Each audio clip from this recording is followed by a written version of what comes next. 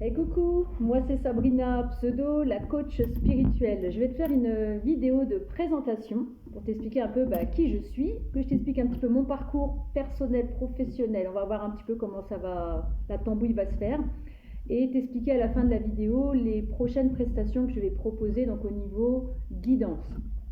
Donc on va déjà faire une fiche simple. Donc moi c'est Sabrina, comme j'ai dit en début de la vidéo. J'ai 43 ans, je suis maman célibataire, donc solo, de deux enfants, une grande fille qui va avoir 16 ans très prochainement et un petit gars de 7 ans et demi bientôt aussi. Donc à la base, je suis née donc à Reims, j'y ai vécu une grande partie de ma vie. Alors pour ceux qui connaissent Reims, je vais pas te faire un dessin, et ceux qui ne connaissent pas, c'est une ville quand même assez conséquente, elle fait quand même partie des plus grosses villes de France. Enfin, c'est tout à côté de Paris, c'est quand même une grande ville. Je crois qu'on n'est pas loin de 200 000 habitants avec la périphérie, même peut-être même un peu plus. Je crois qu'on est à 210, 230 maintenant. Et donc, j'ai vécu la plupart de ma vie donc à Reims, beaucoup en centre-ville. Donc, j'étais beaucoup dans cette vie consommation, béton, consommation.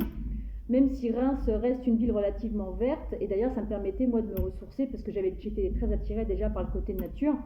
Donc j'arrivais à trouver des compromis dans cette ville, mais je ne me sentais pas à ma place, aussi bien au niveau de la mentalité des gens.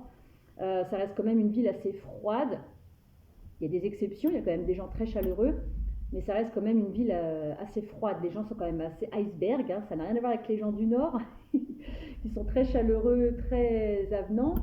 Et donc je ne me suis jamais vraiment sentie chez moi.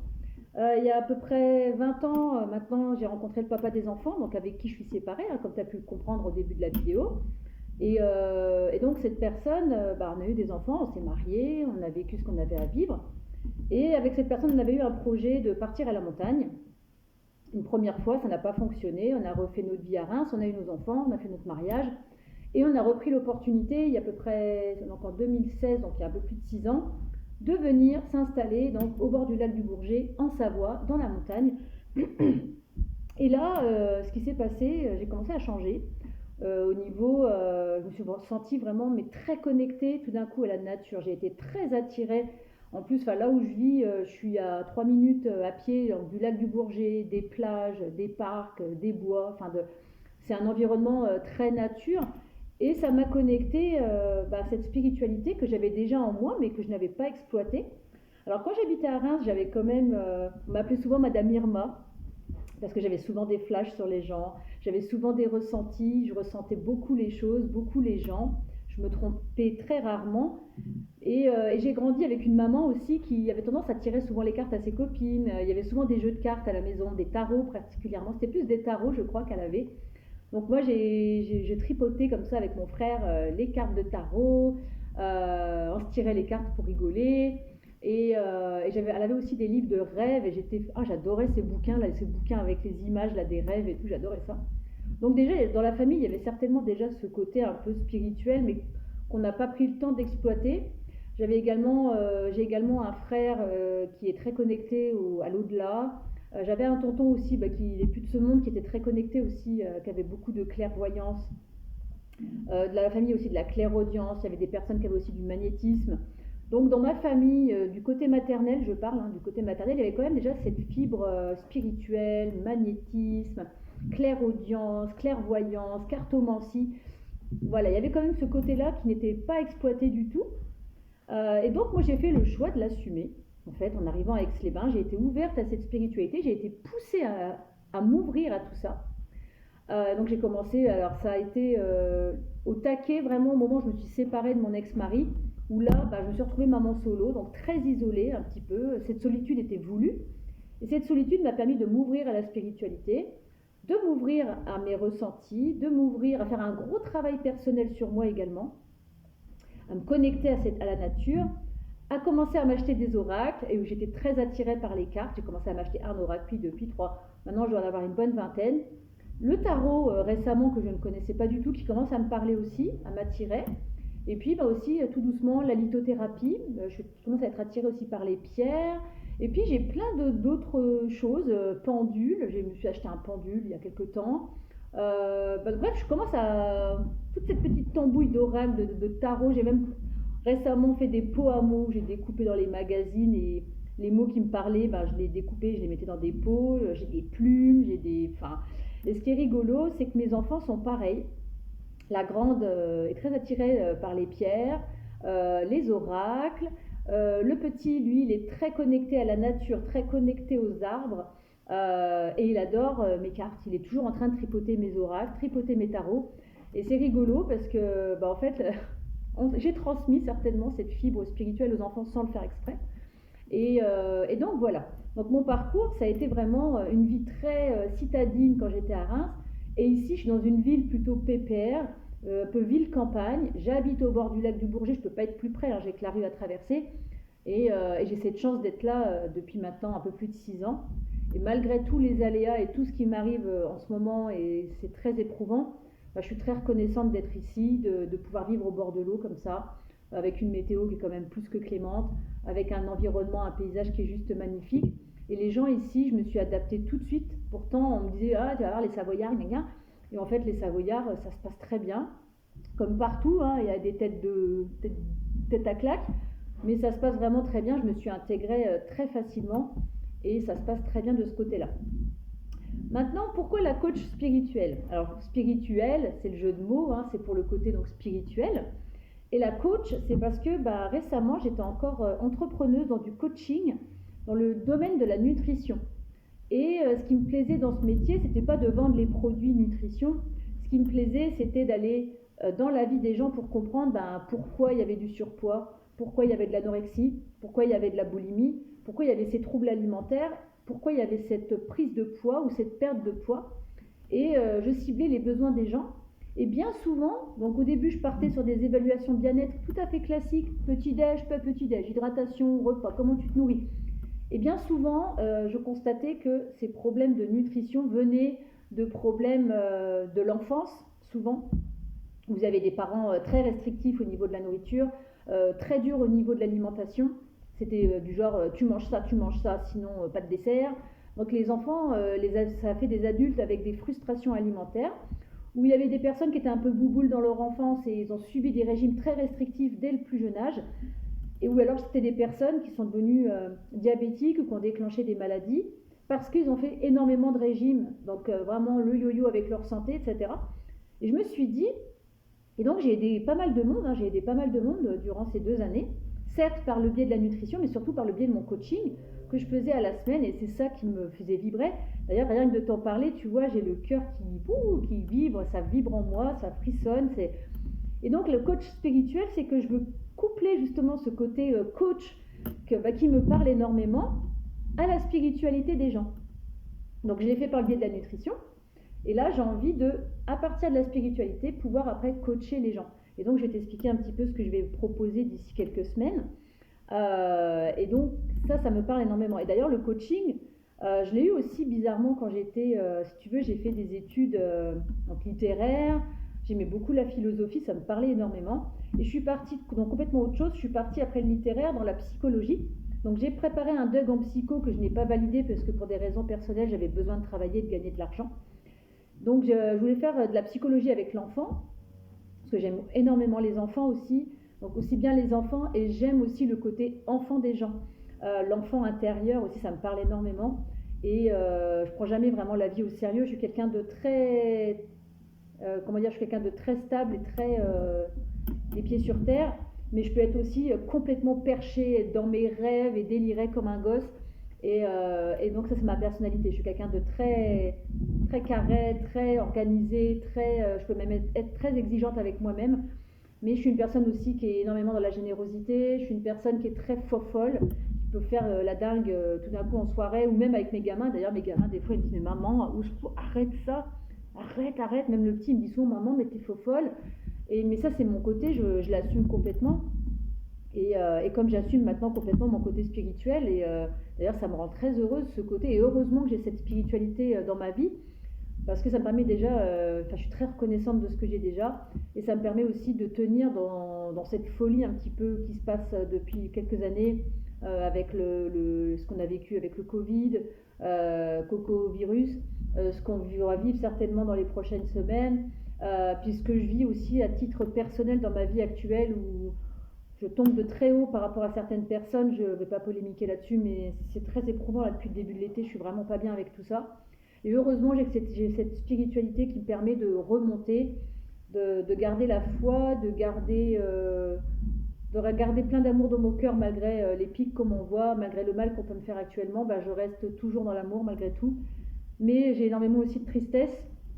Mais ça me permet, voilà, la spiritualité, tout ce que je fais actuellement, ça me permet de garder d'être bien malgré tout. Et donc, pour te dire que j'étais quand même dans le coaching nutrition. Et ce que je voulais te dire, c'est que quand j'ai arrêté mon deuil, j'ai travaillé dans la photo. Et donc, la photo, c'est pareil, tu rentres dans l'intimité des gens, puisque tu as accès aux photos des gens et tu les montres aux gens quand ils viennent les chercher. Donc, j'étais dans ces magasins où je déballais la vie des gens sous mes yeux. Et donc, on venait souvent à parler de façon un peu plus intime de la vie des gens. Et ce côté-là, ça me plaisait énormément parce que les gens, en fait, ils sentaient que j'étais dans la bienveillance, que j'étais pas là pour juger. J'ai eu des personnes qui m'ont demandé même des conseils. Je reprends ça, cette petite dame qui venait de perdre son fils. C'est pour te dire un peu comment je suis. Elle venait de perdre son enfant, donc son fils, qui était un jeune homme qui s'était fait du mal, qui s'était suicidé. Et elle avait fait des photos de son enfant à la morgue. Et je me rappellerai toujours de cette dame-là qui m'a demandé est-ce que mon fils est beau. Son fils était complètement défiguré parce qu'il s'était défenestré. Mais le thanatopracteur avait fait vraiment un travail magnifique. Et cette personne-là, je sentais qu'il fallait que je la rassure par rapport à ça. J'ai mal au cœur parce que je repense à elle. Pourtant, ça date, ça a plus de 20 ans, mais elle m'avait marqué, cette dame, avec son enfant. Donc, elle me montre les photos. Elle ne voulait pas me choquer. Alors, moi, je ne les avais pas vues. Alors, des fois, j'étais obligée de filtrer certains clients parce qu'il y avait des personnes qui me semblaient un peu bizarres. Voilà. Et donc, des fois, je filtrais des pochettes, mais en général, je ne regardais pas les photos des gens. Et là, elle me dit, madame, je voudrais vous montrer mes photos, mais c'est des photos de mon fils. J'aimerais savoir s'il est beau. Je dis, il doit être beau, votre fils. Puis là, quand ça m'expliquait qu'il est décédé, que c'est des photos de lui, mort. Et donc, je dis, allez-y, montrez-les-moi, mais vous êtes sûr, ça vous gêne pas? Je fais, non, allez-y. Je sentais qu'elle avait besoin de montrer son fils en photo. Pourtant, j'étais jeune à l'époque, je devais avoir 21 ans, 22 ans. Et elle m'a montré ses photos, et donc, je ne vais pas vous faire un dessin, c'était la photo d'un jeune homme décédé, que le thanatopracteur avait quand même essayé de faire quelque chose de beau. Et je lui ai dit, mais oui, votre fils, il est beau, madame. Et c'était vrai, la personne avait fait un travail formidable sur son fils. Il était bien peigné, il était bien habillé. Et cette dame, elle avait besoin de montrer ses photos et d'entendre que oui, son fils était beau. Et d'ailleurs, c'était vrai, ça avait l'air d'être un bel homme, un beau jeune homme, malheureusement, qui a mis fin à ses jours. Et puis après, on a commencé à parler de sa vie. Et moi, je suis un peu comme ça, un peu comme quand je faisais la coaching de la nutrition, je partais pour expliquer, tu prends des petits déj, non, tiens, je te propose des checks, tu prends l'hydratation, non, tu bois pas assez, machin. Et puis au final, je me retrouvais 9 fois sur 10 face à des gens, ah ouais, mais attends, moi j'ai vécu ça dans mon enfance, je te préviens, ça va être dur pour moi de manger parce qu'il y a ça. Donc je me retrouvais pas seulement à proposer mes checks et mes boissons, je me retrouvais face à des personnes qui avaient souffert de leur enfance, qui avaient souffert de régime, qui souffraient de maladies. Et donc moi je suis une personne qui est très à l'écoute des autres et j'aime ça, et c'est ça qui me botte dans ma vie, c'est écouter les autres et leur apporter des solutions. Donc des fois ça marche, des fois ça marche pas. Et donc là, donc, je vais venir un petit peu à ce que je vais te proposer dans les prochaines semaines. Je vais proposer des mini-guidances. Donc à savoir que niveau cartomancie, voyance et tout, je ne sais pas dans quelle case je suis, puisque apparemment je ne suis pas cartomancienne, puisque je ne me base pas principalement sur les livrets des oracles. Moi, quand j'ai un oracle dans les mains, déjà il faut qu'il me parle avant de l'acheter. Je vais regarder la boîte, je vais regarder les cartes quand c'est possible. Si je ne peux pas voir les cartes, je ne vais pas l'acheter en général. Je ne vais pas l'acheter. Je vais ressentir certaines énergies quand je vais toucher un oracle ou un tarot ou une pierre, ça peut être n'importe quoi. Et donc si je ressens une certaine énergie, je vais l'acquérir. Ça va me parler. Et puis après, quand je vais regarder les cartes, je vais ressentir des messages, je vais ressentir certaines énergies. Et rarement, je vais regarder le livret. Parfois, je vais regarder par curiosité, voir si je peux avoir des messages complémentaires. Mais en général, j'écoute ce qui vibre en moi quand je regarde une carte. Par exemple, des fois, je vais utiliser plusieurs fois le même oracle, mais je ne vais pas avoir les mêmes messages selon le jour ou les énergies au moment où je vais sortir la carte. Des fois, je vais ressentir des énergies très positives, très festives, puis je vais voir des détails que j'aurais jamais vus auparavant. Et en fait, les détails que je vais voir sur les cartes, ça va varier selon les jours, selon les énergies. Et du coup, je ne suis pas apparemment cartomancienne. Je ne serai pas médium non plus, puisque médium, en général, quand tu es dans la médiumnité, c'est que tu as quand même une certaine connexion avec l'au-delà. Et je ne sais pas avec qui j'ai cette connexion. Enfin, je ne sais pas. Comme je dis, je ne suis pas Dieu, je ne suis pas l'univers, je ne sais pas d'où viennent mes messages. Je ne sais pas d'où viennent mes messages.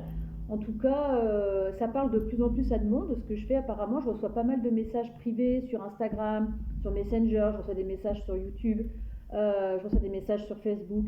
Et les gens, ça leur parle. Je commence à avoir de la demande pour les guidances. Donc, je t'explique comment moi ça va fonctionner dans les prochains jours, prochaines semaines. Je referai, quand ce sera le top départ, je vous informerai. D'ailleurs, je t'invite à laisser un message sous ma vidéo si tu souhaites par la suite avoir une guidance privée en passant par moi. Mais ça va être des mini-guidances pour le moment, puisque pour moi c'est tout nouveau. Je ne vais pas m'embarquer dans des guidances qui vont durer des heures, je vais faire vraiment des mini-guidances sur un thème particulier. Par exemple, tu vas me dire, je veux une guidance sur le sentimental. Donc ça peut être soit du sentimental général, on va dire, c'est-à-dire que tu vas me dire, moi dans le sentimental, j'aimerais savoir qu'est-ce qui m'attend. Alors à savoir, quand je fais des guidances, on va dire, dans mon entourage proche, familial ou amical, en général, les cartes vont me donner des conseils. C'est marrant, les cartes vont coacher les gens. Par exemple, je vais prendre l'exemple que j'ai fait récemment, il y a une personne dans mon entourage qui m'a dit, écoute, qu'est-ce qui m'attend au niveau sentimental? Mais en fait, les cartes parlaient de cette personne. Ça parlait de son caractère, de sa façon d'être au niveau sentimental. Et les cartes et mon ressenti lui ont donné des conseils. C'était, écoute cocotte, si tu veux que ça change au niveau sentimental, peut-être falloir que tu changes ce côté, tu as le cœur très fermé, il va peut-être falloir que tu ouvres un peu plus ton cœur. Et après, je lui donnais des conseils. Où c'était, au niveau sentimental, je vois telle personne, ça te dit quelque chose, tu la connais, on me dit, oui, justement, c'est la personne à laquelle je pensais, point. Je ne vais pas rentrer en détail dans ta vie, dans les guidances, parce que ça reste quand même du guidance, on va dire, spirituelle. Donc ça reste quand même un petit peu spirituel, ça veut dire que c'est pas forcément dans le côté très terrestre, c'est dans ton côté, comment tu es intérieurement, comment ça fonctionne au niveau des énergies autour de toi, par exemple au niveau sentimental. Donc ça va plus parler du côté énergie, du côté spirituel. Et donc après, ce qui va se passer, c'est que je vais coupler ce côté spirituel au côté plus terre à terre. C'est-à-dire qu'après, à côté, si tu le souhaites, je te proposerai du coaching de vie dans lequel je suis en train de me former actuellement. Parce que certes, j'ai beaucoup de ressentis, j'ai un peu d'expérience personnelle dans ma vie de tous les jours. Je parle avec énormément de monde, donc quelque part, j'ai pas mal d'expérience dans le coaching de par mon ancien entrepreneuriat, de par le nombre de gens avec qui je parle, de par mes ressentis, de par ma façon d'être. Mais j'étudie quand même dans le coaching de vie aussi dans certains livres. Ça va me permettre d'apporter un peu plus d'expérience, plus de clés pour t'aider. Donc dans un premier temps, je proposerai des mini-guidances, on va dire, qui vont être de quelques euros, ça va peut-être 10 euros, 10, 12 euros. Ce sera une guidance, une petite guidance, une mini-guidance, où il y aura certainement les atouts, les blocages, la synthèse, quelles solutions. À savoir que les guidances, ça bouge tout le temps. C'est des énergies, donc ce que je vais te dire aujourd'hui, ce sera peut-être plus valable dans un mois, tu vois ce que je veux dire. Donc, puis après, c'est toi qui as les clés de ta vie, c'est toi qui es roi ou reine de ta vie. Donc moi, même si je te donne une guidance, après, c'est à toi de faire ce que tu en veux. Et puis moi, je ne suis pas Dieu, je ne suis pas l'univers, je n'ai pas la vérité absolue. Moi, je vais t'apporter des messages en te faisant une mini-guidance avec mes cartes, avec mes ressentis. On va en discuter. Et point. Après, tu en feras ce que tu en veux. Et moi, je ne prétends pas, que tu prennes du recul par rapport à ce que je te dirais. En tout cas, je vais proposer ça très prochainement. Donc, ce sera des mini-guidances sur un thème particulier. Et après, par la suite, effectivement, si je vois que ça fonctionne et que ça plaît et que surtout, ça aide, surtout, c'est ce qui compte le plus, que ça aide les gens à avancer dans leur vie, que ce soit professionnellement, relationnel, amour, en général, on verra comment ce que tu souhaiteras, de quoi tu voudras discuter avec moi. Et en fait, notre discussion sera un petit peu aidée par les cartes. Les cartes donneront des messages et t'en feras ce que t'en voudras. Hein. Et puis d'ailleurs, je fonctionnerai de cette façon. Je te demanderai ton prénom. Si c'est du relationnel amoureux, également le nom de la personne que tu as dans ton cœur. Dans l'idéal, il me faudrait une photo de vous deux ou au moins de toi. Un contact vocal. avec toi, que ce soit tu me laisses un message vocal ou on se téléphone. Et ensuite, tu me diras sur quel thème tu veux travailler, sur lequel tu veux que je te guide, par le biais donc de la cartomancie, par le biais des cartes dans un premier temps. Et ensuite, une fois qu'on aura discuté de tout ça, soit tu diras, bah écoute, ok, je te donnerai quelques conseils par rapport à ce que me diront les cartes. Et après, par la suite, je proposerai un coaching plus global, plus sur ta vie terrestre, on va dire. Pas trop sur ta vie spirituelle. On va dire, les guidances vont être plus sur le côté spirituel. Et après, le coaching, ça sur le côté plus terrien. Tu vois, par exemple, la personne que je te disais tout à l'heure, on a fait une petite guidance sentimentale. Donc, je lui ai montré les cartes que je lui avais tirées. Je lui avais envoyé une vidéo des cartes que j'avais tirées pour voir si elle, parce que le but des guidances, c'est que toi aussi, tu recherches tes propres messages. On pourra même en discuter, me dire, bah, écoute, ça regarde cette carte-là, moi je vois ça, qu'est-ce que tu en penses?